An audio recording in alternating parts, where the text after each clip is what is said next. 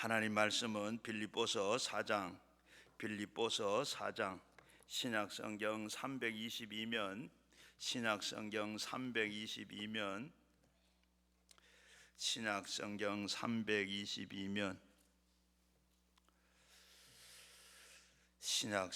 322면 빌립보서 4장 4절부터 9절까지 한 목소리로 같이 읽겠습니다. 주 안에서 항상 기뻐하라. 내가 다시 말하노니 기뻐하라. 너희 관용을 모든 사람에게 알게 하라. 주께서 가까우시니라. 아무것도 염려하지 말고 다만 모든 일에 기도와 간구로 너희 구할 것을 감사함으로 하나님께 아뢰라. 그리하면 모든 지각에 뛰어난 하나님의 평강이 그리스도 예수 안에서 너희 마음과 생각을 지키리라. 끝으로 형제들아, 무엇이든지 참되며 무엇이든지 경건하며 무엇이든지 옳으며 무엇이든지 정결하며 무엇이든지 사랑을 받을 만하며 든지 칭찬을 받을 만하며 무엇이든지 있든지 무엇을 기림이 있든지 이것을 생각하라. 아멘. 9절 너희는 내게 배우고 받고 듣고 본 바를 행하라. 그리하면 평강의 하나님 너희와 함께 계시리라. 아멘.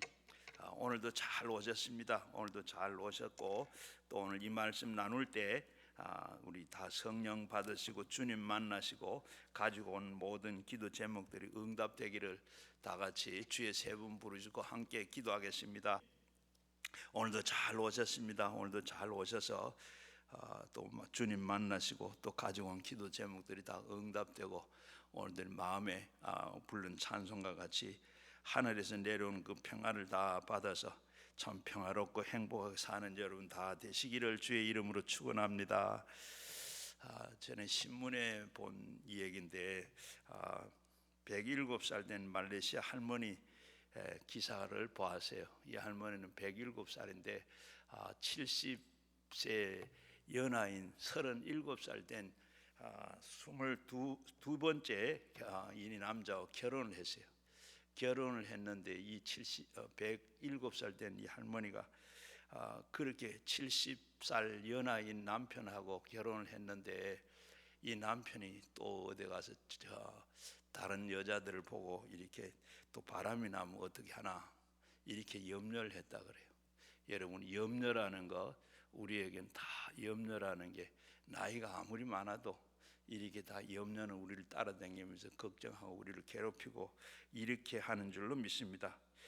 돈의 염려와 그리고 의식주의 염려와 그리고 어떻게 살고 또 사랑하는 사람들과 헤어지면 어떻게 할까, 이런 또 질병이 오면 어떻게 하지, 죽으면 어떻게 되지, 또 이런 우리가 뭐 사소한 일은 또 염려를 얼마나 염려를 다 하죠. 아마 이 세상에 염려 없는 사람이 별로 염려 없는 사람이 없어요. 여러분 가운데 염려 없는 분 계시나 손 들어보라 하면 아마 안 될 겁니다. 들어보세요. 없어요. 다 염려라는 게 다 이렇게 우리 눈만 뜨면 눈이 뜨면 염려가 시작이 되고 눈을 감을 때까지 계속 하루에도 그냥 어떻게 해결도 안 됐는데 그거 딱 또 염려가 이렇게 꼬리를 물고 와요. 그래서 염려가 참 심각해지면 우리가 과민 반응으로 해서 스트레스를 받고 그리고 거기에 또 불면증이 오고 우울증이 오고 이렇게 우리 삶이 참 기름지지 못하고 이렇게 참 피곤하고 힘든 그런 인생이 됩니다. 조셉 몬테크 박사는 바로 음식 때문에 우리가 위궤양이 걸리는 게 아니고 우리가 우리를 참 건강을 좀 먹는 이 염려가 우리를 위궤양을 만들게 한다, 그렇게 주장을 했고, 그리고 또 포돌스키는 이런 말을 했어요. 바로 염려가 우리 몸에 유익한 인자를 죽이고 그리고 또 이 독성 인자를 높여가지고 우리가 정신적인 이 질환을 주기도 하고, 그래서 고혈압이 생기기도 하고 심장병, 위장병 이런 질병들이 우리에게 여기에서 원인이 된다. 염려는 만병의 근원이라 했습니다. 그래서 심지어는 암세포를 죽이는 이 항암 인자까지 죽여서 각종 암의 이 결정적인 원인이 되기도 한다 그래요. 미국 속담에 이런 속담이 있습니다. 건강에 대한 지나친 염려만큼 건강은 치명적인 것이 없다. 꼭 그렇게 말했어요. 오늘 우리 현대인들이 있어서 이 실제로 건강 그 자체 문제보다 건강에 염려하는 것 때문에 건강에 커다란 이렇게 피해를 우리에게 초래하고 있다 그럽니다. 사탄이 놀면서 염려 거지를 주고 이렇게 우리에게 논다고 그래요. 이 염려 거지를 우리 사람들에게 줘가지고 그렇게 사탄은 놀고 있다. 또 그리고 이런 얘기가 있는데 이 사탄이 하루는 자기가 가지고 있는 물건들을 가지고 경매를 붙였다 그래. 그러는데 그 경매를 붙였는데 거기에 이 물건들은 어떤 거냐? 증오, 또 질투, 거짓말, 또 이 교만, 분노, 저주 이런 것이라. 그렇게 경매를 하는데 또 한 방에 가니까 하나 아주 고가품으로 하나만 이렇게 딱 전시를 해놨는데 이거는 뭐냐 하니까 바로 그거는 염려라는 거다. 그 왜 이렇게 이거는 다른 거 하고 달리 이렇게 값이 비싸고 이거 따로 이거는 경매를 붙입니까? 그랬더니 바로 이 염려라는 것은 가장 오랫도록 가장 많은 사람들을 쓰러뜨린 효과적인 무기이기 때문에 그렇게 고가다 하더랍니다. 여러분, 사탄은 우리 인간을 불행하게 만들기 위해서 아침에 눈을 뜨면서 밤에 눈을 감을 때까지 계속 염려를 만들어냅니다. 사탄은 끊임없이 우리가 염려를 줍니다. 위장의 구멍이 뚫릴 때까지. 그리고 염려는 바로 익숙해지고 그리고 중독이 되도록 이렇게 만듭니다. 염려는 우리 마음속에 우리 마음을 망가뜨립니다. 그래서 신경성 질환이 우리에게 염려 때문에 온다 그래요. 바로 이 사탄이 끊임없이 우리가 염려를 갖다 줍니다. 그리고 이 주는데 이게 가지고 우리가 염려는 그 결국은 우리 질병도 갖다 준 신경성이라는 이 질병을 우리에게 염려를 하다가 보면 갖다 주는데, 그래서 어떻게 신경성 위장병, 신경성 관절염, 신경성 심장병, 심지어는 심인성 질환들이 염려 때문에 이렇게 다 온다고 그래요. 그러는데 이 염려 때문에 우리도 모르게 우리는 늘 그렇게 살아서 뭐 그런 거라 하고 생각하는데, 염려라는 게 이렇게 나쁜 겁니다. 얼마나 나쁜가 하면 앞에서 말씀 이런 병까지 갖다 주고, 심지어는 어제 며칠 전에 우리 제가 기도하는데 그리고 마음에 쬐끔 가다가 보면 제가 우리 성도들이 생각이 나요. 갑자기 생각이 나고 그 성도가 어떨까 하고 이렇게 생각이 나는데, 어떨 때는 바로 전화하면 아이고 목사님 어떻게 전화했어요? 어떻게 알고 전화했어요? 이럴 때도 있고, 또 어떻게 그걸 놓쳐가지고 그 뒤에 전화를 하면 또 문제가 있어. 내가 목사님 이런 일이 있었는데. 그래서 제가 어제 이제 전화를 그런 며칠 전에 우리 집사님, 여집사님 한 분이 생각이 나. 이분이 사업하는 분인데 사업을 얼마나 잘하는가 하면 주로 액세서리 이걸 지금 공부를 해가지고 그걸 지금 만드는 IMF 지금 코로나 때는 얼마나 사업이 잘 됐는지 돈 주체를 못할 정도로 그렇게 많이 생겼어요. 그렇게 하던 분인데 작년에 어떻게 하다가 또 투자를 잘못해가지고 이게 그냥 많이 손해를 많이 봤어요. 그러더니 그냥 재판도 한다 하고 뭐 그러더니 이게 어떻게 잘 안 돼 가지고, 그런데 어떻게 바로 전화를 했더니 자기 안 그래도 목사님 어떻게 전화했냐고, 내가 지금 이렇게 이상해 나도 몰랐는데 이제 알고 보니 이게 우울증 같은 거다 그래. 완전히 죽고 싶고 그냥 내가 왜 살아야 되냐, 사업은 왜 해야 되냐, 뭐 이런 생각이 다 나면서 그래서 제가 기도를 했어요. 기도를 했더니 바로 그렇게 그 우울증이라는 거, 예수 잘 믿고 할 때는 괜찮은데 염려하면 그렇게 이 우울증이 들어온다. 그래서 염려를 하지 말고 이제 성령 충만하고 예수 충만하고 말씀 충만하면 다 없어진다. 그래요. 기도를 해줬어요. 그렇게 기도를 해줬더니 바로 괜찮아졌다고. 그리고 또 어제 또 제가 또 기도를 또 했어요. 하니까 많이 좋아져 괜찮았다고. 어제 하루 종일 그런 생각도 오고, 시간이 되면 이게 수시 때때로 자꾸 돌아서 이런 생각이 나고, 그리고 소리가 들리는 것 같게 하고 이렇게 살고 싶기, 내가 삶은 못하느냐, 죽고 싶은 자살 충동까지 이렇게 주는 그게 바로 염려에서부터. 아무것도 아닌데 우리가 염려하다 보면 우리는 그냥 원래 뭐 그런 거다, 그렇게 했지, 또 괜찮겠지. 근데 그게 아니고 염려가 들어가지고 이렇게 또 정신적으로도 그런 거 하면 더 나가서는 또 완전 이 단계가 있는데, 사탄이 들어오고 귀신이 들어오면 이 단계가 있어요. 그냥 그걸로 끝나는 게 아니고, 제가 오늘 그 얘기는 하려고 하는 게 아니고 그런 게 있는데, 우리가 보면 그렇게 힘드는 것 우리는 알고 우리 앞에 나온다. 그래서 우리가 마음에 평화가 있으면 그게 없어요. 평화라, 우리가 마음에 평화가 있으면 그런 거 없는데, 불안하고 염려가 우리에 있으면 결국은 이렇게 나를 망가뜨리고 넘어지게 된다. 그런 가운데 오늘 우리가 가운데도 여기 그런 분 아마 몇 분이 있는 것 같아요. 제가 다 보지는 않지만 다 보니까. 그런데 여러분, 그런데 어때요? 바로 예수님께서는 요한복음 14장 27절에 보면, 평안은 너에게 끼치노니 나의 평안을 너에게 주노라. 내가 너에게 주는 평안은 세상이 주는 것 같지 아니하다. 세상이 주는 평안은 그 평안과 기쁨은 일시적입니다. 세상이 주는 평안은 일시적이야. 바로 그래서 우리가 보면 옛날에 이런 말이 있어요. 추석날이 되면 얼마나 좋은지. 추석날이 되면 맨 우리가 1년 내내 바로 이 추석날만 이 한가위만 같아라 그러는데, 어떻게 이 추석날이 그냥 그날 먹고 마시고 그냥 또 좋은 거 다 먹고, 그리고 또 좋은 거 옷도 어디 입고, 그리고 이 보고 싶은 사람도 보고 이렇게 다 좋은데, 그게 언제, 그게 얼마가요? 바로 추석 한 날 지나고 나면 그 다음에 어때요?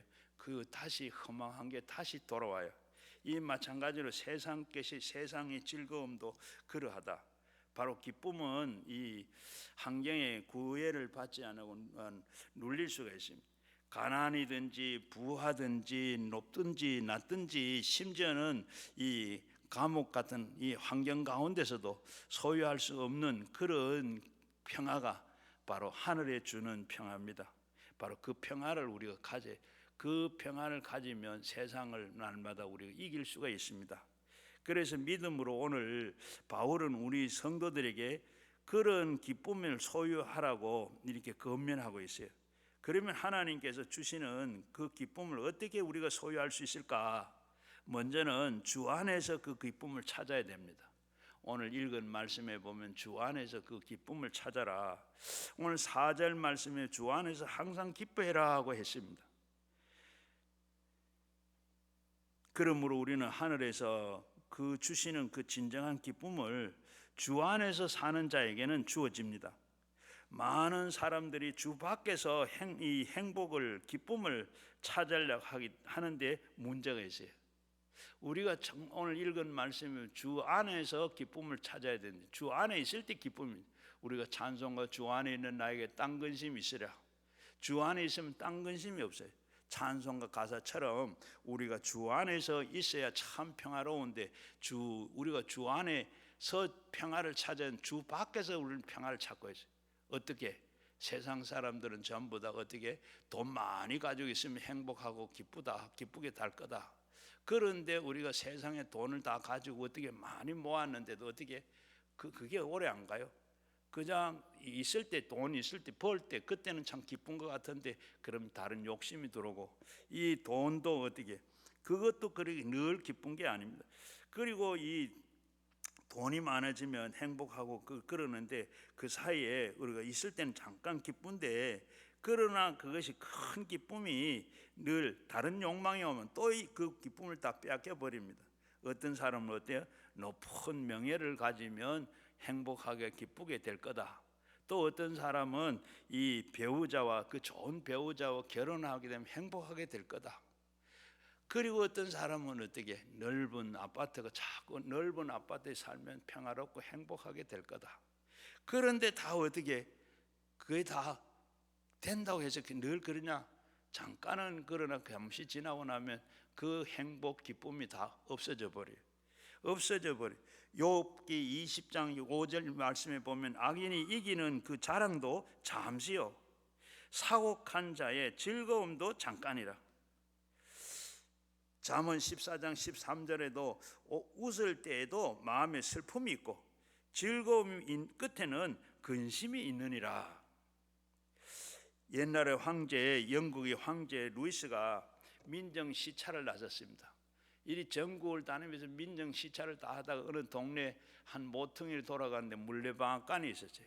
그런데 물레방앗간을 지나가는데 그 방앗간 안에서 노래 소리가 들리는데 참 노래 소리가 이 황제가 완전히 감동을 받았어요. 그래서 길을 멈추고 그 노래를 듣고 그러다 방앗간 안으로 들어갔어요. 방앗간 안에 들어가니까 그 노인 한 분이 그냥 밀가루를 뽀얗게 덮으시고 머리도 뽀얗고 눈썹에도 밀가루가 이제 뽀얗게 있는데 이 노인네가 노래를 불러. 어떤 노래를 부른가 하면 노래를 부르는데 어떤 노래인가 하면 바로 세상 사람 날 부러워 아니하여도 나 역시 세상 사람 부러워하지 않네. 하나님의 은혜를 생각할 때 할렐루야 찬송이 저절로 나네. 이렇게 부르는데 황제가 그 찬송에 큰 은혜를 받고 그 감동이 되어서 이렇게 2절은 이렇게 한번 불러보세요. 그리고 세상 사람 날 부러워 아니하여도 영국 황제 루이스는 날 부러워하네. 십자가의 사랑을 생각할 때에 할렐루야 찬송이 저절로 나네. 바로 황제는 지금 그 화려한 이 온갖 이 향락을 다 누리면서 그 황제는 궁궐 안에서 그렇게 온갖 이 향락을 다 누리는데 이런 기쁨을 갖지를 못했어요. 물레방앗간 이 노인이 그냥 밀가루를 머리에 하얗게 쓰고 그냥 눈썹에도 하얗게 덮으시고 그렇게 하는 이 노인이 부르는 그 기쁨을 이 황제는 그걸 누리지를 못한 거예요. 그래서 그게 너무 부러워서 찬송을 그렇게 불러라. 세상이 주는 즐거움과 주 밖에 얻는 그 기쁨을 잠깐 불가하지만은 주 안에서 찾는 그 기쁨은 영원히 목마르지 않고 기쁨의 샘과 같은 그런 같습니다. 그런데 우리 기독교인 중에도 이러한 기쁨을 왜 소유하지 못하느냐 한 것은 무슨 탓인가? 바로 이름은 우리가 기독교인이지만 사는 방법은 어떻게? 주 안에서 살지 않고 있기 때문에 그래요. 우리가 찬송가 뭐야? 주 안에 있는 나에게 딴 근심 있으라. 바로 우리가 주 안에 있으면 근심할 일이 없습니다. 어린아이가 어머니의 품 안에 있을 때 뭐 걱정하는 게 있어요? 마찬가지로 우리가 예수를 믿는데 정말로 주 안에 있으면 걱정할 일이 하나도 없어요. 자, 바로 이름은 기독교인이지만은 사는 방법은 주 밖에서 있기 때문에 그래요. 사대 교인들이 바로 이렇게 어때? 바로 이름은 있으나 사실은 네가 죽었다. 오직 주님을 따라 사는 자에게는 진정한 기쁨을 소유하지만은 주를 따라 살지 못하는 사람에게는 불안과 염려와 두려움의 이 욕망에 매여 사는 겁니다. 바로 주님만 의지하고 살면 주님께로부터 행복과 기쁨을 추구하는 자에게 초막이나 궁궐이나 건강이나 연약함이나 관계없이 심령 깊은 곳에서 솟아나는 그 평안과 기쁨을 가지고 살게 되는 줄로 믿습니다. 주 안에서 항상 기뻐해라. 바로 이 말씀이 21세기 새번역 성경에는 언제나 주님과 함께 연합해 있음을 기뻐해라고 이렇게 번역을 하고 있어요. 다시 말하면 우리 성도들의 기쁨은 주님이 이 고난 많은 세상 가운데서도 우리와 항상 함께 동행한다면 그걸 우리가 믿음 안에서 생긴다는 점입니다. 그래서 처음에 우리가 처음 사랑하는 남녀를 한번 생각해 봐요. 처음 이 남녀가 만나서 사랑하게 되면 어디가 어떤 게 있든지 간에 늘 기쁩니다. 어때요? 짐승 소리가 나는 저 깊은 산중에 가서도 둘이만 있으면 그냥 기쁘고, 그냥 비바람이 치는 저 들판을 가도 그렇고, 또 결혼을 해가지고 참 보잘것없는 형편없는 그 판자촌에 살아도 기쁨이 있습니다. 마찬가지로 우리가 기독교인들이 기쁨은 푸른 초원이든지 사망의 음침한 골짜기에서도 서든지 주님이 우리와 함께 하시면 동행한다는 그 사실만으로 우리는 기쁩니다. 주님이 늘 같이 계십니다. 사랑하는 성도 여러분들, 우리는 다 여러분 중에 이런 하늘의 기쁨이 없는 성도들은 주 밖에서 지금 살고 있거나 주님에 대한 사랑을 잊은 줄로 아시고 약해진 줄로 알고 첫사랑을 다시 찾아시기를 부탁을 드립니다. 그래서 우리는 바로 첫사랑을 회복하고 그 첫사랑을 가지고 살면, 여러분 우리가 예수 처음 만났을 때, 예수를 처음 믿었을 때 여러분 그 기쁨 지금 가지고 계세요? 세상이 전부 다 어떻게 해요? 처음 내가 예수를 만나고 예수를 믿고 처음 만나면 세상이 뭐예요? 전부 다 내 세상 같아요. 모든 게 다 좋아 보이고 아름다워 보이고, 거기에 참 평화가 있고 기쁨이 있고 행복이 있습니다. 그 주님 다시 찾으시길 바라요. 그래서 성경은 뭐라 그럽니까? 항상 기뻐해라, 쉬지 말고 기도해라, 범사에 감사해라. 이것이 너희를 향한 예수 그리스도의 뜻이라. 주님이 그렇게 살기를 원하는데 우리는 그렇게 사느냐? 못 살아. 데살로니가서 5장 19절에 보면 성령을 소멸하지 마라. 성령이 충만하고 우리가 처음 첫사랑 예수 만난 그 예수 사랑이 충만하면 항상 기뻐하고, 항상 기뻐. 어디 가서든 뭐든지 모든 게 다 기쁜 거예요. 늘 생각하는 게 주님만 생각하고 기도하고 모든 것이 다 감사하고. 오늘 우리가 그렇게 돼야 되는데 그렇지 못한 것은 성령을 소멸했거나, 안 그러면 예수 밖에서 내가 지금 살고 있어. 몸은 여기 예수 안에 있는 것과 믿는다 하는 것 같은데 내 생활이 다른 거예요. 자, 그리고 두 번째는 진정한 기쁨의 방법은 관용을 모든 사람을 베풀어라. 관용을 베풀고 살라 그랬습니다. 5절 말씀에 보면 너희 관용을 모든 사람에게 알게 하라. 이 관용이 뭡니까? 헬라어로 말하면 에피케이아라고 하는 말인데, 그 말의 뜻은 뭐냐? 박해에 대한 온유, 자신에게 손해를 끼치는 자에 대한 용서. 우리 국어사전에 찾아보니까 남의 잘못을 따위를 너그럽게 받아들이거나 용납함, 이렇게 되어 있더라고요. 이렇게 보면 한마디로 말하면 성경의 관용은 십자가의 사랑을 말하는 거예요.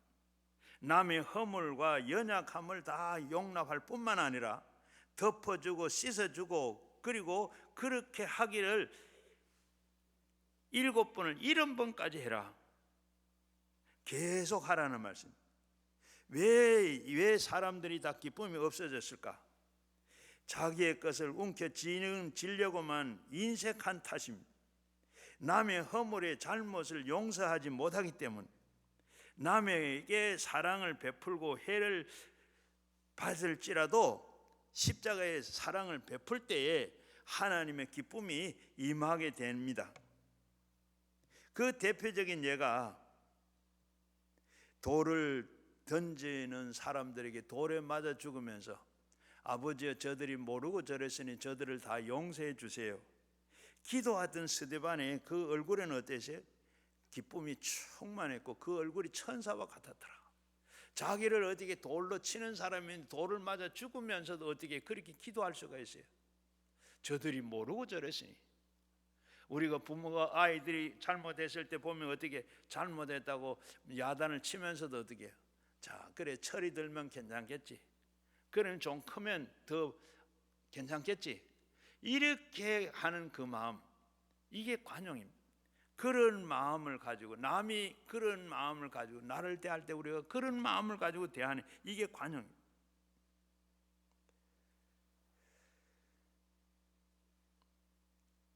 바울과 실라도 빌립보에 가서 피투성이가 돼가지고 감옥에 던져졌을 때 처음에 억울했죠. 뇌를 맞고 병 고쳐주고 매를 맞고 감옥에 가서 얼마나 억울합니까? 그런데도 기도 중에 어떻게 박해하던 사람들을 다 용서해 달라고 할 때 호련히 어떻게 하늘의 기쁨이 임해, 그래서 찬송이 나오고, 마찬가지로 이렇게 하나님께서 베푸는 자에게 기쁨이 임하는 법입니다. 자꾸 대접을 받는 사람은 바로 기쁨을 몰라요. 또 그리고 억울하나 기도 중에 자기를 박해하는 사람, 베푸는 자에게 이렇게 대접하는 사람은 바로 얼굴이 기쁨이 나타나지만은 자꾸 대접을 받는 사람은 기쁨이 없어요. 제가 어릴 때 저희 집 옆에 봉거인 봉수라고 이 두 형제가 살았어요. 봉거인은 저보다 한 살 많고 봉수는 저보다 한 살 적어. 그렇게 날만 새만 그냥 뭐 할 건 없고 그냥 갈 데도 없고, 그 둘이 셋이 놀 때도 있고 둘이 놀 때도 있고, 그러다 보면 어떻게 싸울 일도 아닌데 그냥 어릴 때는 뭐 싸울잖아요.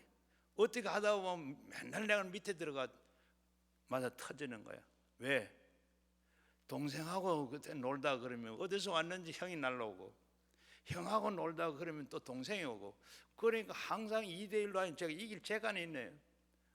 그냥 맞고 그래가 이제 얼굴이 푹 먼지를 다 덮어쓰고 그러가면 어떻게, 저희 엄마가 그냥 치마 휙 돌려가지고 얼굴 이렇게 다 닦으면서 하는 말이지. 야 그냥 야 때린 놈은 다리를 웅크르 자좀 맞은 놈은 뻗고 잔다. 괜찮다.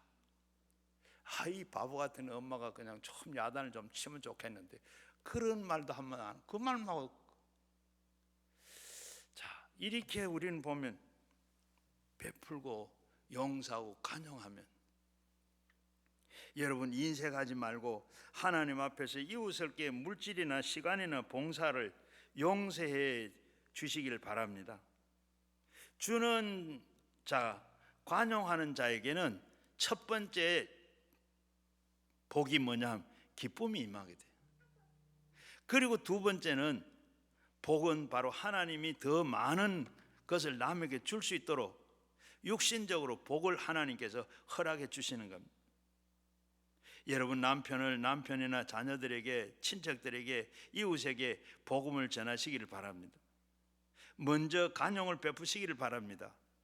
남편이나 다른 사람들에게 먼저 친절이나 웃음을 주시기를 바랍니다. 여러분들이 먼저 친절을 베풀고 웃어 보시길 바랍니다. 그러면 여러분에게 먼저 바로 기쁨과 복이 임하는 체험을 얻게 됩니다. 미국의 인생 문제의 전문가인 D.L. 카네기가 이 수만 수천 명의 실업인들을 상대로 해가지고 누구에게든지 먼저 웃음을 대하고 그리고 결과를 보고해 달라고 요청서를 다 일일이 다 줬어요. 그리고 이 설문제가 나중에 돌아왔는데 그 가운데 이 응답자의 보고서가 접수가 됐는데, 그 중에 가장 독특한 것은 뉴욕 주식회사의 중개인 한 사람이 이 보고서가 들어왔는데, 설문지가 이 돌리고 그 다음에 돌렸던 설문지가 답으로 달아왔습니다. 그런데 어떻게 특이했어요. 바로 나는 결혼한 지 18년이 됐지만은 아침에 일어나 가지고 출근할 때까지 내가 말을 안 해보고도 그저 10마디 이상의 말을 해본 적이 없고, 그리고 출근을 하면서도 시외버스를 타고 가면 늘 불평만 했고, 그랬는데 바로 먼저 웃고 인사를 하고 그러고 난 뒤에 그 결과가 어떤가 보고서를 내라 했는데, 그러면서 나는 그래요. 18년 동안 결혼해서 18년 됐는데 이 아내에게 아침에 일어나 가지고 10마디 이상을 인사해보고 웃보고 인사를 해본 일이 없다. 그래서 보고서를 쓰기 위해서 그렇게 시험 삼아 한번 해보기로 했어요. 그래서 아침에 일어나 가지고 잘 잤어 하고 얘기를 하니까 이 부인이 당황을 해가지고 안 하다가 이 18년 동안 그런 한마디도 안 하다가 그런 말에 당황을 해가지고 그러니까 이 중개인이 뭐라고 하는 내가 이제 오늘 내가 앞으로 2달 동안 내가 이렇게 오늘처럼 이렇게 인사를 하겠소. 그렇게 인사를 하겠소 하고 그렇게 했더니 인사를 하고 그 다음에 날도 역시 마찬가지로 일어나서 잘 잤어 하고 인사를 하고 막 웃고 이렇게 대화도 하고 그리고 아침에 출근하면서도 시외버스 타고 가면서 제일 불평을 많이 한 사람이 이 사람인데 그렇게 하고 나서 결과가 어떻게 써 있는가?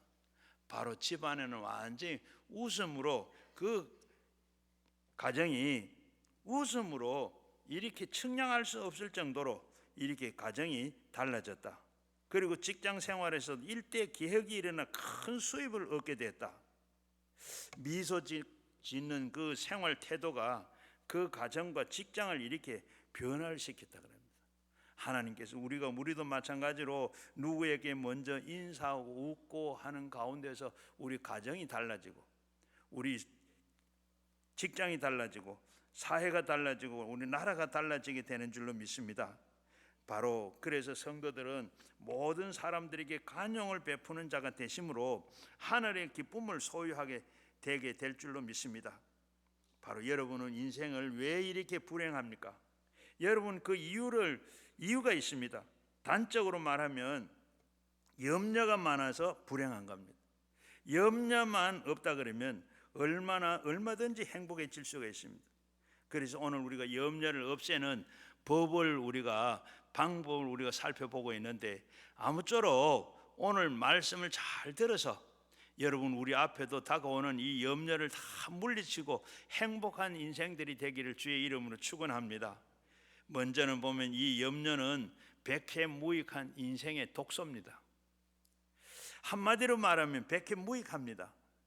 인생을 망치는 독소입니다. 열심히 염려하면 인생은 잘 된다 그러면 얼마나 염려해야 안 하겠어요? 그런데 염려는 백해무익하고 염려하면 할수록 어떻게 되는? 염려해도 소용이 없습니다.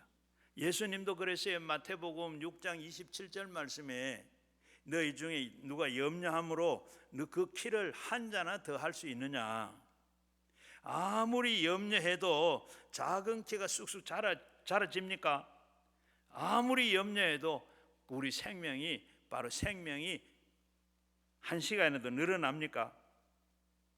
염려한다고 해서 우리가 키가 자라든지 내 생명이 한 시간에도 늘어난다 그러면 염려해야죠. 그런데 염려는 아무 무익합니다. 아무리 염려해도 작은 키가 자라지 않을 뿐만 아니라 생명이 늘어나지도 않아요. 염려는 무익할 뿐만 아니라 아주 해롭습니다. 여러분 염려라는 단어를 영어로는 뭐라 그러죠? worry라고 그럽니다. 바로 이 별게 아니죠. 우리가 worry가 뭐죠? 강아지 부를 때 worry가잖아요. 그런데 이 원래는 잉글로 색슨어의 워겐 이 단어인데 물어뜯다 이런 단어인데 지금 잘 쓰지도 않는데 이런 말을 우리가 어떻게 돼요? 바로 잠언 17장 22절 말씀에 우리의 마음의 즐거움은 양약이라도 심령의 근심은 뼈를 마르게 한다. 우리가 웃고 기쁘고 이렇게 살면 어떻게 그게 우리 몸에 양약이 된다. 보약이 돼요. 웃고 우리가 기쁘게 사는 거 그게 약 안 먹어도 그게 내게 보약이 된다니까. 그 반면에 내가 근심하고 걱정하고 염려하고 이렇게 하면 어떻게 그게 다 뼈를 마르게 한다. 심령의 근심을 버려야 염려가 없어지는 겁니다. 심령의 근심이 바로 염려죠. 영어 성경에 보면 마음이 어그러져 있다고. 그렇게 마음이 어그러졌으니 얼마나 겁납니까? 뼈를 마를 정도니까 몸이 다 남아 있을 수가 있습니까? 실제로 염려 때문에 마음에 병들고 그리고 이어서 육체까지 병드는 경우들이 많이 있습니다. 현대인 중에 희민성 질환이 많습니다. 신경성이라는 여러분 많이 들어봤잖아요. 신경성 위장병, 신경성 심장병, 위궤양, 신경성 관절염, 이런 것 기침도 바로 신경성 기침이 있습니다. 이런 거는 그런데 바로 유명한 이야기가 있죠. 바로 2차 세계대전 때 미군이 전사한 수가 37만 명, 엄청납니다. 그런데 아들을, 남편을 보내놔놓고 이렇게 염려하다가 심장병이 걸려 죽은 사람이 무려 100만 명이라 그럽니다. 염려가 무서운 게 아니라 전쟁에 죽는 것보다 더 무서운 게 뭐죠? 염려가 더 무섭다는 겁니다. 그래서 한 심리학자가 이렇게 염려를 이렇게 설명을 했어요. 염려는 인간을 서서히 죽이는 느린 형태의 자살 행위다. 염려는 이와 같이 몸과 마음을 망가뜨릴 뿐만 아니라 우리의 삶까지 이렇게 망가뜨립니다. 여러분, 노시보 효과라고 들어보셨어요? 그 반대가 플라시보 효과입니다. 이 플라시보 효과는 뭐냐 하면 몸이 아픈데 아픈 사람에게 약이 전혀 약효가 없는 가짜 약을 주면서 이게 진짜 약이다, 좋은 약이다, 그 약을 먹고 낫는 게 플라시보 효과입니다. 실제로 시골에서 약국이 있었는데 밤중에 사람이 아파서 배가 아파 죽겠다 하면 찾아온 사람입니다. 그런데 어떻게 약을 줘야지? 그거 어떻게 아픈데? 그러니까 몰라, 무조건 배가 아파 죽겠다 그래. 그래서 어떻게 해요? 비타민 C를 2개 하고 이걸 갈아서 밀가루를 조금 섞어가지고 이걸 약을 지으면 이게 참 진짜 좋은 약인데 이 약 먹으면 당장 낫을 것이다. 그리고 싸주면서 안 낫거든. 내일 아침에 다시 오라 그러면서 이거 먹으면 낫을 거라고. 그렇게 좋은데 아침에 오질 않았어요. 왜 안 왔느냐고 물으니까 바로 그 약 먹고 낫았다 그래. 이게 플라시보 효과입니다. 약도 아니죠. 밀가루에 비타민 C 2개 갈아가 줬는데 그게 무슨 약입니까? 그런데 본인 환자는 그걸 진짜 약이 좋은 약이라고 하니까 먹고 나선 거예요. 아픈 배가 안 아파진 거죠. 또 그 다음에 이 노시보 효과는 부정적인, 그 반대로 부정적인 생각을 자꾸 하면 정말로 그렇게 나빠진다 그래. 이걸 먹으면 병들, 이거 먹으면 병들지. 병들면 어떻게 하느냐? 내가 병들어 봐. 내가 병들었는가 봐. 이런 건 정말로 그러다가 보면 어떻게 병들 수가 있다 그럽니다. 아프리카의 어느 부족 가운데 이런 일이 있었다 그래. 아주 용한 아주 점쟁이가 있었는데 바로 이 점쟁이가 어떻게 무당이 그냥 동네 사람을 1명, 2명 정해놓으면 그 사람은 반드시 그 해 죽더랍니다. 반드시 그렇게 죽으니까 이 무당이 아주 신처럼 이렇게 막 숭배를 받는 거예요. 그래서 어떤 사람이 그 뒤에 어떻게 되나 하고 조사를 해봤더니 바로 원래 이 동네 나무개가 죽을 거다. 이러면 바로 이 사람은 나이가 많든 적든 상관하지 아니하고 나는 죽는다 해. 죽는다 해서 무당이 죽는다 해서 나는 죽을 거야. 이렇게 생각하고 그렇게 생각을 하니까 그러면서 어떻게 의욕을 잃어버리고 두려워하다가 병들어서 식음을 전폐하고 그게 다 죽더랍니다. 이렇게 뭐 우리가 생각을 하느냐, 어떤 마음을 먹느냐, 이게 우리 얼마나 큰 생명에 좌우하는지를 알 수가 있습니다. 그리고 세 번째는 이 염려를 이기는 법이 있어요. 이 이기는 법, 염려를 이길 수 있는 법은 뭐라 그래요? 염려는 백해무익한데 행복한 인생을 위해서 반드시 염려를 떨쳐버려야 합니다. 어떻게 하면 좋을까요? 세상에 많은 사람들은 이 염려를 없애버리려고 담배를 피워봐요. 담배 연기와 이 답답한 거 이거 해결하는 거, 이거 담배 연기가 함께 날아가. 그러면 해결될 거라 담배를 피워. 술을 마셔. 또 아니면 정신 안정제를 복용해요. 또 막 수다를 떨어봐요. 극장에 가서 영화를 봐요. 여행도 해봐요. 이렇게 다 우리가 다 하는데 이게 어떻게 됩니까? 잠시 임시 변동은 일어날 수 있습니다. 그 순간은 잊어버릴 수 있어요. 그거 지나고 나면 술이 취해가지고 다 그거 잊어버렸지.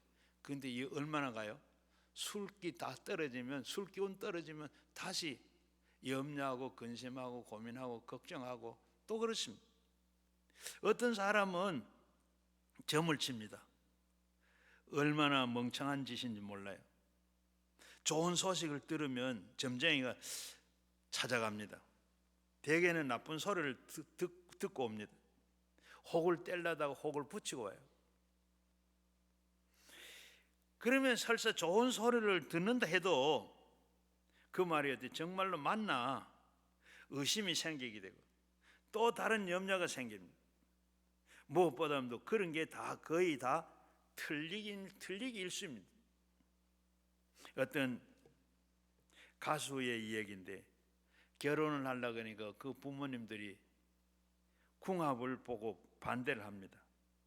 궁합은 좋지 않아요. 남자가 바람을 피워서 30대에 바로 이혼할 거다. 그런데 어떻게 해요? 신앙이 좋으니까 좀 끄름직하지만은 신앙으로 결혼을 무시하고 결혼을 했습니다. 그런데 40이 넘었는데도 아들 놓고 딸 놓고 잘 살아요. 오늘 우리는 그런 것 얼마나 한심한 일입니까? 바로 염려를 물리치려고 그걸 가지고 염려를 물리쳐 보겠다고 했으니 얼마나 한심한 일이에요.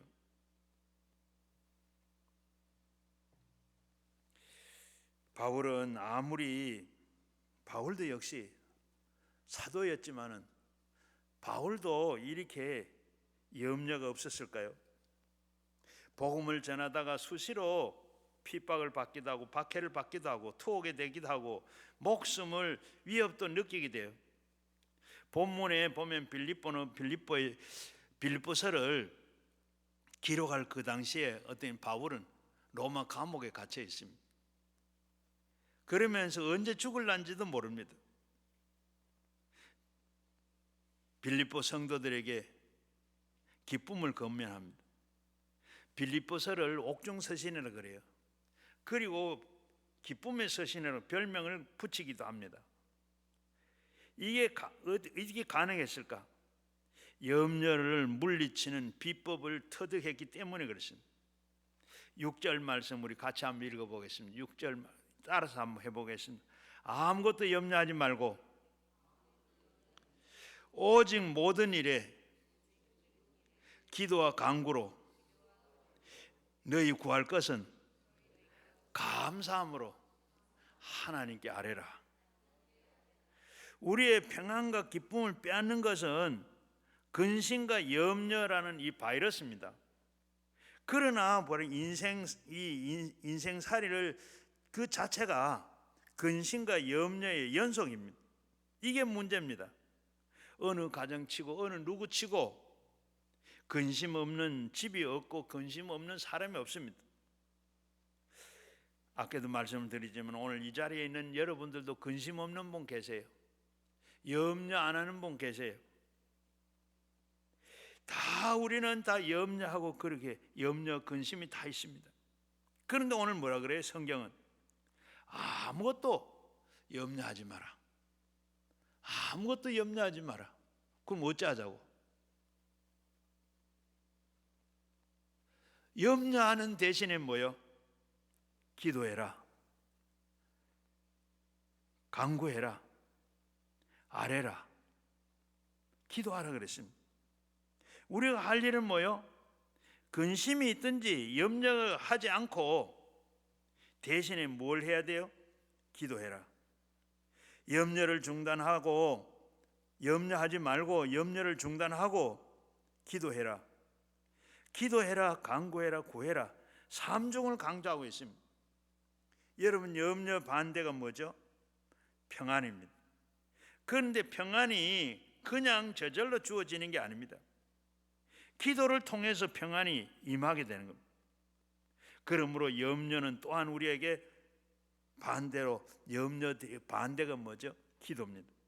염려 안 하려고 그러면 기도하고 간구하고 하나님 앞에 아뢰야 되는 거예요. 7절에 보세요. 그리하면 뭐하면? 기도하면 모든 지각에 뛰어난 하나님의 평강이 그리스도 예수 안에서 너희 마음과 생각을 지키리라. 염려하지 마라 해놓고 어떻게 기도하고 간구하고 아뢰면 하나님께서 지각이 뛰어난 하나님이 평강이 그리스도 예수 안에서 너희 마음과 생각을 지킨다. 우리에게 평안을 주고 생각을 지킨다 그랬어요. 기도하면 우리가 이 상상할 수 없었던 평안이 임하게 됩니다. 예수님 주신 평안입니다. 이 평안은 우리 마음속에 생각을 지켜주십니다. 마치 이렇습니다. 이 병에 뭐가 들어있어요? 물이 들어있습니다. 여러분 뭐 물이 들어있는지 뭐 안 보이는데 이 안에 지금 물이 들어있어요. 물이 들어있는데 여기에 물을 다 비우면 이 병 안에는 뭐가 있습니까? 보이지도 않았지만 공기가 다 들어있어요. 공기가 다 들어있는 거, 이걸 공기를 빼내려고 여기다 물을 부으면 어떻게 돼요? 저절로 공기는 다 빠지고 물이 채워집니다. 물이 이렇게 다 채워지면 공기가 들어갈 수 있어요, 없어요? 들어갈 수 없죠. 이와 마찬가지로 우리가 지금 이 염려가 내 속에 완전히 깍둑 들어있는데 물 채 있는 것처럼, 공기가 채 있는 것처럼 여기에 다 내 속에 염려, 근심, 걱정이 꽉 차 있어요. 그런데 내가 기도하면, 하나님 앞에 기도하면 하나님께서 뭐요? 여기에 있던 기도하면 기도가 자꾸 들어가서 어떻게? 기도가 들어가서 내 속에 들어간 안에 기도가 들어가면 이 안에 공기가 들어있는데 물을 보면 공기가 빠져나오는 거, 물이 들어간 만큼 공기가 빠져나가 기도하는 것만큼 내가 염려가 줄어들고 없어지고 나중에는 어떻게 돼요? 내가 성령이 충만하고 내가 기도가 충만하면 하나님께서 어떻게 해요? 염려가 다 없어집니다. 평화가 오는 거예요. 기쁨이 오는 거예요. 내 생각을 지켜주는 거예요. 생각을 지켜주니까 걱정할 일이 있어요, 없어요? 바로 우리가 여기에 염려를 없애는 방법은 하나님 기도하는 것, 하나님 앞에 기도하고 간구하고 하나님 앞에 우리가 하나님을 아뢰는 것. 이렇게 할 때 우리가 공기가 다 빠져나가는 거 없어지고 다시 그 물이 채워졌는데 다시 공기가 들어갈 수 없는 것처럼 내가 늘 계속해서 기도하고 간구하고 하나님과 충만하고 성령이 충만하고 예수가 충만하고 말씀이 충만하면 바로 염려가 들어올 수도 없을 뿐만 아니라 염려를 아는 거다. 이와 마찬가지로 기도하고 평안을 얻으면 우리 마음속에 어떻게 기쁨이 가득 채워지는 겁니다. 염려가 감히 침범할 수가 없습니다. 그래서 예수님은 이렇게 말씀하세요. 요한복음 14장 27절에 보면 평안을 너에게 끼치노니 곧 나의 평안은 너에게 주노라. 내가 너희에게 주는 것은 세상이 주는 것과 같이 아니하고 너희 마음과 생각을 말고 두려워하지 말라. 너희 마음에 근심도 하지 말고 바로 두려워하지도 말아라. 여기에 우리의 중요한 공식을 발견하게 돼요. 기도하면 염려 안 하게 되고 기도 안 하게 되면 염려하게 되고. 바로 여러분 구체적으로 어떤 기도를 해야 되느냐? 가장 효과적인 거는 바울이 뭐라고 했습니까? 6절 말씀 하반절에 너희는 구할 것을 감사함으로 하나님께 아뢰라. 감사한 마음으로 기도드려라. 감사함으로 기도하라고 했습니다. 감사함으로 기도하면 먼저는 믿음으로 하나님께 맡깁니다. 하나님이 다 맡기면 하나님 책임져 주세요. 확실하게 맡길 때 감사가 생기게 됩니다.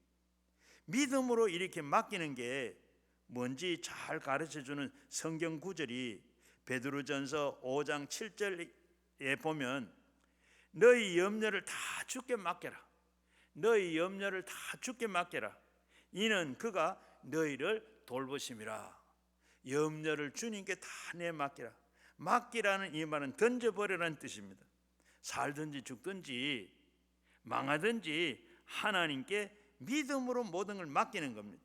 그러면 하나님께서 응답하시고 책임져 주시는 겁니다. 우리가 은행에 가서 돈을 맡기면 은행에 돈을 가지고 가서 돈을 맡겨요. 돈을 던져버려요. 맡기고 나면 그 다음에 어떻게 해요? 은행에서 책임을 집니다. 많이 맡기면 많이 맡긴 대로 이자를 많이 붙여주고, 적게 맡기면 이자를 적게 줄 겁니다. 하나님 앞에 우리가 맡기는 만큼 하나님 맡겨야 돼요. 하나님 앞에 맡기면 하나님이 책임져요. 우리가 맡긴다는 게 뭐예요? 뭐로 맡겨요? 기도로, 감사함으로 하나님 맡기는 거예요. 기도로 맡겨요. 여러분, 우리가 기도로 기도하는 게 뭐예요? 하나님만 맡기는 겁니다. 하나님 앞에 우리가 기도하면 하나님 앞에 그걸 다 하나님은 내가 기도하는 거 다 하나님 맡아주세요. 하나님 내가 기도하면 하나님께 다 맡으시고 우리가 기도하는 게 다 상달이 되어서 하나님 다 맡아서 알았다. 그래가지고 어때요? 은행에서 이자를 주는 것처럼 하나님께서 우리에게 응답을 하시는 거예요. 응답을 하시는데 맡기고 나면 어떻게 해요? 그 다음 어떻게 해요? 은행에 가서 맡기면 그 다음에 가지고 나와요. 그대로 맡기고 나와요. 맡기고 나오는 것처럼 우리가 하나님 앞에 기도하는 것도 그대로 다 하나님 맡기면 하나님 앞에 그 다음 그냥 맡겨 나와요. 우리는 어떻게 해요? 맡겨 나누고 다시 기도해 놓고 갈 때는 다 찾아 나가요. 어떻게 해요? 찾아 나간 게 뭐? 또 그 다음에 기도하면 어떻게 해요? 그 다음에 또 기도하는 거예요. 안 그래요? 그거는 또 맡기가 찾아와서 다시, 그러니까 맡기고 그냥 맡겼으면 그 다음에 그 일은 내가 염려도 안 하고 대전 생각도 안 하고 가야 되는데 우리는 예배 드리고 가면 다 그걸 다 찾아서 이고 메고 다 가. 그래 나가면 여전히 가지고 나가니 그대로 염려가 걱정과 모든 게 다 있지. 하나님 앞에 내가 걱정되는 거, 염려되는 거 하나님 맡겼으면 하나님 다 맡아서 하나님 앞에 다 맡아주는 줄로 믿습니다. 그래서 우리는 다시 찾고 우리가 앉아서 기도하는 게 다 그래. 그렇게 할 때 하나님 앞에 기도하면 하나님 놀라운 기적이 나타나고 응답이 나타나요. 하나님 앞에 기도하는데 뭐라 그래요? 이 베세다 광야에서 5,000명에게 보리떡 5개를 가지고 물고기 2마리를 가지고 5,000명을 먹여 남는 일이, 이게 어떻게 우리 생각으로 계산이 돼요? 그 다음에 내가 맡겼을 때 하는 일은 하나님 하시는, 그 일은 하나님 하는 거예요. 예수님께 뭐야? 먹여서 보내라. 그래서 보리떡 2개, 5개, 물고기 2마리 가져왔습니다. 하나님 앞에 하나님께서 그걸 축사하시고 기도하고 떼주라. 떼주니까 5,000명이 먹고 12강제로 남았더라. 사르밧 과부에게 엘리야가 가서 이제 마지막 먹고 죽으려고 하는데 떡 만들어내라. 떡 만들어 오면 어떻게 해? 나 떡 만들어 주면 이제는 비가 올 때까지 가루가 마르지 않을 것이다. 떡 갖다가 하나 한 끼 먹고 죽으려고 그러는데 떡 만들어 줬더니 그 다음부터 비가 올 때까지 밀가루가 마르지 않았어요. 생도의 부인이 그 선생 엘리사에 가서 우리 남편 죽었는데 지금 아들을 지금 이 노예로 잡아가려고 그러는데 이것 좀 어떻게 해결하죠? 그저 가서 빈 그릇 가져와 기름 있는 거 그거 부어가지고 바로 부라. 기름 부으니까 어떻게 해요? 그래서 빌려가서 남은 기름 부었는데 독이 마르지 않았어요. 그걸 준비할 때까지 이거 어떻게 해요? 하나님 하시는 말씀. 우리가 하나님 앞에 기도하면 우리는 그 다음 어떻게 하시는 게 그거 생각하지 말고 하나님 맡겼으면 그 다음에 하나님께 다 책임지시는 거예요. 사도행전 16장에 보면 아까 앞에 말씀드린 바울과 실라가 빌립보에 가 복음을 전했어요. 처음에 들어가서 복음을 전하는데 거기에 저 많은 귀신 들린 사람이 있어. 가서 귀신 쫓아냈더니 억울하게 감옥에 들어갔어요. 감옥에 들어가 매를 맞고 들어갔어요. 그런데 매를 들어맞고 그렇게 사도행전 16장 25절 말씀이 한밤중에 바울과 실라가 기도하고 하나님 앞에 찬송하며 제수들이 듣더라. 제수들이 밤중에 얼마나 매를 맞고 들어가 아프기도 하고 억울하기도 분하고 그런데 하나님 앞에 기도하니까 제수들이 들었는데 하나님 들었어요. 그런데 어떻게 해요? 그러는데 내일 아침에 어떻게 될란지 몰라. 살아날라는지 아니면 영원히 감옥에 있을라는지. 그러는데 하나님 앞에 기도했더니 그냥 지진이 일어났어요. 지진이 일어났는데 얼마나 흔들었는지 감옥 문이 다 잠가놓은 감옥 문이 다 열려졌어요. 감옥 문만 다 열려진 게 아니라 제수들이 묶여있는 착고가 다 풀렸어요. 거기 자고 있던 간수장이 놀래가지고 일어나 보니까 이 옥문이 다 열렸어요. 어때요? 제수들이 다 도망가는 거 아니에요? 다 풀어졌는데 도망가지 있을 일이 있나요? 그래가지고 자결을 하려고 해요. 왜 자결을 하는? 그 당시에 감옥 안에 있는 제수들이 다 도망을 가면 간수가 그 형을 자기가 다 살아야 돼. 그러니까 한두 사람도 아니고 그거 다 죽을 때까지 살아도 뭐 다 될란지 몰라. 차라리 내가 그리 하는 것보다 내가 차라리 깨끗하게 자결해야 되겠다. 칼을 뽑아서 자결을 하려고 하면 이 바울이 뭐라고, 다 자결하지 마라. 죽을 거 없다. 우리 다 여기 있다. 그럼 불을 한번 켜보자. 불을 켜주세요. 불을 켜보니까 이렇게 여전히 다 풀려가 있는데 도망다가 다 안 돼. 놀래가지고 간수장이 뭐야, 어떻게 선생들은 내가 어떻게 하면 내가 구원을 받을 수 있겠는가? 주 예수를 믿어라. 그리하면 너와 내 집이 구원 얻는다. 이거 보통 일이 아닙니다. 그래서 예수 믿어라 구원 받는다. 살 길이 구원, 예수 믿어야 된다. 그래서 그날 밤에 다 예수를 믿었어요. 그리고 자기 가족들까지 다 예수 믿었어요. 그리고 기쁨이 더했더라. 옥사장이 감옥이 그 감옥 문보다 더 굳게 닫혀 있던 옥사장 마문이 열려진 거예요. 그러니까 그 다음에 아침에 일어나서 바로 바울은 로마 시민권이 있는 자라. 그래서 떳떳하게 풀려 나오고 이 옥사장 그 간수장과 그리고 간수장 그 가족들은 어떻게 해? 루디아가 빌립보 교회를 만드는 개척하는데 창립 멤버가 된 거예요. 이거 어떻게 아시겠어요?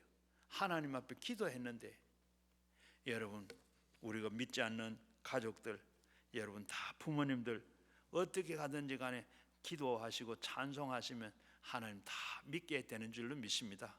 안 된다고 포기하지 말고 염려하지 말고 하나님 앞에 여러분 기도하시길 바랍니다. 여러분 이제는 염려하시겠어요? 기도하시겠어요? 여러분 기도하실 때 이 모든 염려가 다 염려할 것이 없고 모든 것이 염려가 다 해결되는 줄로 믿습니다. 그리고 또 다섯 번째는 진정 기쁜 방법은 경건의 삶을 사는 겁니다. 어떻게 경건하게 살아요?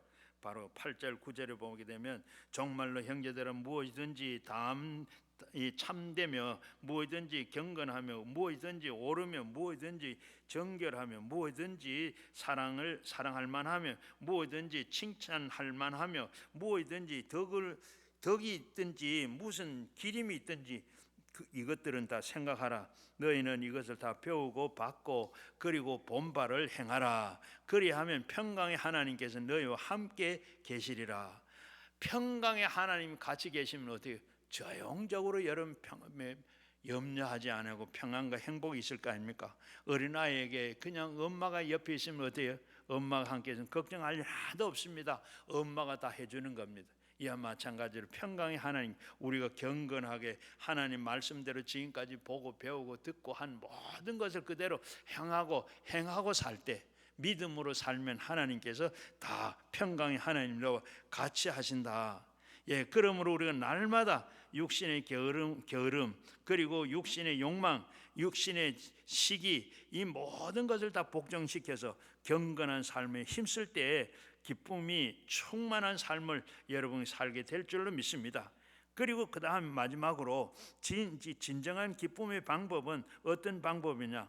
바로 여기에 어떻게 행하든지 자족하라 그랬습니다. 우리가 사는 데에 있어서 자족하는 생활을 우리가 바로 보면 오늘 읽은 11절 12절을 보면 바울은 그래, 자기의 자족하는 비결을 배움으로 자기의 비천에 처할 줄도 알고 풍부에 처할 줄도 알 정도가 되었도다. 바로 자족이라는 것은 우랄탈계야. 바로 이 말은 뭐예요? 물질이나 모든 조건을 다 초월한 그런 정신 상태를 바로 이 자족이라. 물질이나 모든 조건을 초월하는 정신 상태, 부하거나 가난하거나 거기에 의해서 마음이 흔들리지 않은 그런 상태를 말해요. 뭐 있든지 없든지 거기에 모든 것이 있는 것 그대로 다. 그리고 이 보면 우리 어떠세요? 돈이 있고 그리고 높아지는 자리를 얻고 이렇게 그러면 교만해지고 우쭐댑니다. 그리고 그 반대로 누구를 우리가 가진 것이 없고 초라해지면 어떻게 낙심하고 비굴해집니다. 그 우리 이거는 성도의 이 모습이 아니라는 거죠. 우리는 이게 아니고 그냥 자족할 줄 알아. 있든지 없든지 거기에 대해서 뭐 흔들리지 않고 우리가 그렇게 살아야 돼.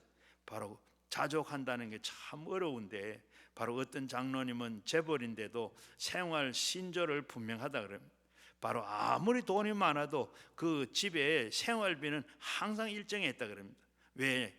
바로 그 이상을 가지게 되면 하나님께 이웃에게 재환원을 하기도 하고 또 왜냐하면 돈이 많아지면 바로 사치하고 쓰고 그리고 또 이 영적으로 병들고 부부 사이에도 이렇게 갈라지기도 쉽고 또 자녀들에게도 자녀를 타락할 가능성도 많고 그래서 너무나도 귀한 자세가 아닌가 싶어요. 그래서 바로 우리 기독교인들은 있든지 없든지 높은 자리에 있든지 아니든지 초막이나 궁궐이나 바로 거기에 매이지 말고 자족하는 삶을 살아야 된다. 자족하는 삶이 뭐요? 감사하는 거. 그죠? 생활에 이래도 저래도 다 감사하는 거. 범사에 감사하는 이런 범사에 감사하는 생활을 하는 것이 참 좋다. 그리고 우리가 마음에 예수님처럼 바울처럼 살고 싶지만은 육신이 끝없는 욕심을 치닫고 있기 때문에 인간은 노력으로나 힘으로는 억지로 안 됩니다. 그러나 바로 성령을 통해서 그리스도의 능력을 받으면 할 수 있습니다. 오늘 그래서 11절 12절을 보면 비천에 처할 줄도 알고 풍부에 처할 줄도 아는 비결을 배웠다. 한 후에 13절 말씀 뭐라 그랬어요? 무엇을 했습니까? 바로 내게 능력 주는 자 안에서 내가 모든 것을 할 수 있느니라. 나는 할 수 없어도 나는 못해도 내게 능력 주는 성령이 내게 능력 주시면 내가 자족하고 그렇게 살 수가 있다. 바울은 바로 감옥에 있습니다. 지금 교도소도 참 견디기가 힘든데 그 당시 시설이 어떻게 했어요? 그런데 지금 2000년 전에 바로 바울이 로마의 감옥에 있어요. 그 감옥 시설이 어떻게 했습니까? 그런데 그러면서 바울은 그 안에서 참 자기는 물론이에요. 감옥에 있는 사람, 밖에 있는 사람 보고 감사해라. 항상 기뻐하고 항상 기뻐해라. 이 참 어떻게 보면 이 사람 잘못된 사람 아닌가? 그렇게 생각했는데 바울은 어떻게? 그렇게 자기는 자족한 걸 배웠어요. 그렇게 그 생활에 뭐 거기는 구애 하나도 받지 않고 주 안에서 있기 때문에 그는 마음에 그런 말을 할 수가 있었습니다. 우리 인간으로 할 수 없지만은 그러나 성령의 능력을 주시면 자족한 삶을 우리도 살 수가 있습니다. 그래서 우리 그리스도인들의 능력이 더디어야 돼요. 능력이 정말로 이 소망으로 바꾸어지고 그리고 실패가 성공으로 바꾸어지고 어두움이 빛으로 불순종이 순종으로 원망이 감사로 약함이 강함으로 저주를 축복으로 좌절을 용기로 궁핍을 풍부로 이렇게 불안을 평안으로 바꿔 주시는 줄로 믿습니다. 저 성남에, 경기도 성남에 한 가난한 이 여집사가 계셨어요. 이분은 바로 혼자 사는데 아이들 데리고 살며 어렵게 삽니다. 그렇게 어렵게 살면서 이 직업이 뭐냐면 목욕탕에 때밀이를 하는 분이에요. 이분이 그냥 어떻게 살았는지 바로 1년에 그냥 수십 명을 이렇게 다 전도를 한다 그럽니다. 전도를 하는데 때밀이를 하면서 그렇게 사람들이 어떻게 이런 생활을 하면서 그렇게 어렵게 살면서 그렇게 기쁘고 마음에 평화가 있고 어떻게 그렇게 살 수 있느냐, 그렇게 물으니까 자기는 예수 믿어서 참 자족할 줄 알고, 그래서 거기에 자기는 그 생활에 만족하며 기뻐하며 조금도 그런 게 없이 거기에 감동을 받아가지고 1년에 수십 명이 이렇게 교회로 나와 전도가 된다 그럽니다. 또 그렇게 간증을 하는데, 그렇게 간증을 하면서 찬송을 살면서 그렇게 성령이 주신 능력이고 바로 이 성령이 주시는 그 기쁨으로 자족할 수 있는 그런 능력을 가지고 있다 그래요.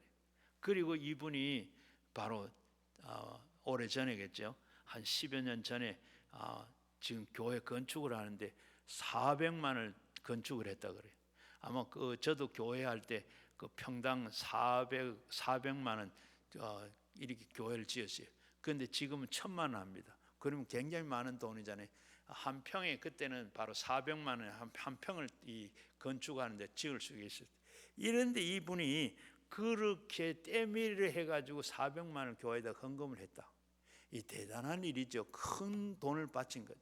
이렇게 바치면 어떻게 그렇게 할 수 있었던 것은 자족할 줄 알고 그 마음에 감사가 하나님께서 그와 같이 하시고 하니까 그런 바로 헌금을 드리고 많은 성도들이 감동을 주었더라.